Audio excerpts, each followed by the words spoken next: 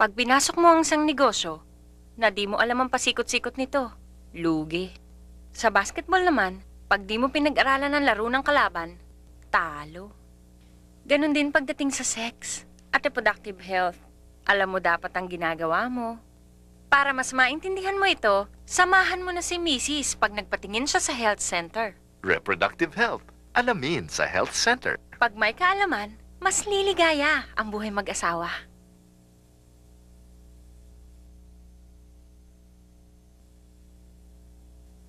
Ano ba yan? Puro babaeng anak nyo Di ba kayo marunong gumawa ng lalaki?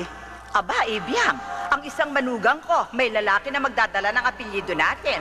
Ikaw, wala pa. Han, kahit mga nakataon-taon, di ka titigil hanggat walang lalaki sa lahi natin. Mrs., di ka isang palahian. Babae ka. May kalayaan, may karapatan. Alamin mo ang reproductive health. Magpunta sa health center ngayon.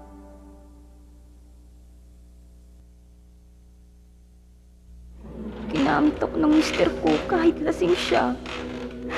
Pagod na nga ako. Ginamit pa rin. Ginamit ako kagabi kahit may sakit ako. Kapapanganak ko pala. Ginamit na ako. Mrs., hindi ka isang bagay na basta-basta ginagamit ng iyong asawa. Babae ka. May kalayaan, may karapatan. Alamin mo ang reproductive health. Magpunta sa health center ngayon.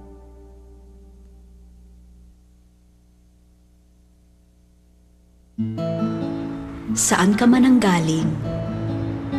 Sino ka man? Ano man ang nais mong pamumuhay? May karapatan kang kilalanin ang iyong katawan at alamin ang iyong reproductive rights. Pero maging responsable dahil kung saan man patungo ang iyong kinabukasan, ikaw lang ang makapagpapasya. Alamin mo ang reproductive health para sa iyong sarili, pamilya at kalusugan. Ang iyong may bahay, ilaw siya ng iyong tahanan, nagbibigay liwanag sa iyong buhay, pero napapagod rin siya at napupundi sa pag-aasikaso sa inyo. Kaya, Chong, dahan-dahan lang. Alamin kung paano mo siya lubos na maaalagaan. Unawain ang kanyang reproductive health. Makakatulong ito upang mas lumiwanag ang relasyon niyo. Tumawag sa helpline upang di mapundi ang ilaw ng iyong tahanan. Sabi nga nila, ang sarap ng may minamahal. Happy anniversary. Love you. At may nagmamahal sa'yo. Love you too. Pero minsan, dahil alam mong mahal ka niya, parang ang daling ipilit ang gusto mo.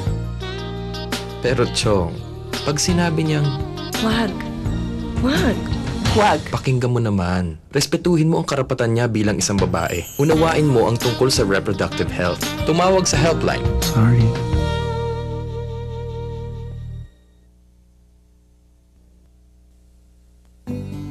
Nung magpakasal kami ni Albert, napag-usapan namin mag-asawa na unahin sa lahat ng pamilya. Maging responsable mga magulang. Bahagi ito ng reproductive health. Di lang to family planning. Para rin to sa kalusugan nating mga ina at ng buong pamilya.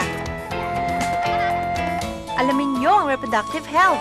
Kumonsulta sa health center tungkol dito. Para sa'yo to. Para sa lahat, reproductive health.